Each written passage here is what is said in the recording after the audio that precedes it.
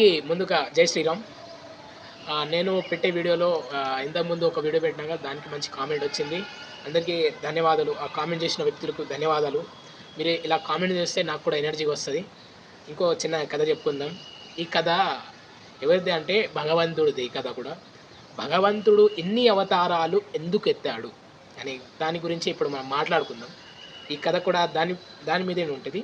అసలు కథలో ఎంటర్ అయిపోతాం. ఒకరోజు తాతయ్య తన పని తాను చేసుకుంటూ ఉన్నప్పుడు మనవరాలు వెళ్ళి తాతయ్య భగవంతుడు ఇన్ని అవతారాలు ఎందుకు ఎత్తాడు అని ప్రశ్న వేసింది. అప్పుడు తాతయ్య నవ్వుకుంటూ ఆ ప్రశ్నకి సమాధానం నీ చేతుల్లోనే ఉంది అని అన్నాడు ఆయన.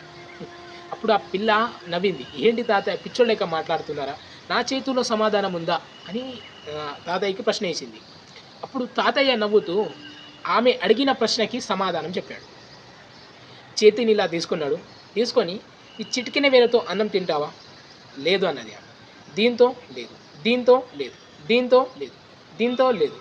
ఇవన్నిట్లో ఒక్కొక్కటి దాంతో నువ్వు అన్నం తినలేవు, కానీ ఇవి కలిసినప్పుడే నువ్వు అన్నం తింటావు. ఇక్కడ సృష్టిలో మనిషి అనే జీవే ఇక్కడ బ్రతుకుతలేదు. మనిషిని మించిన జీవులు ఇక్కడ ఉంటున్నాయి. ఆ జీవులందరినీ హోల్డ్ చేయాలి కాబట్టి భగవంతుడు ఇన్ని అవతారాలు ఎత్తాడు. అంటే ఈ చేయి ఒకటే, కానీ ఇక్కడ నుంచి ఇన్ని మారుతున్నాయి.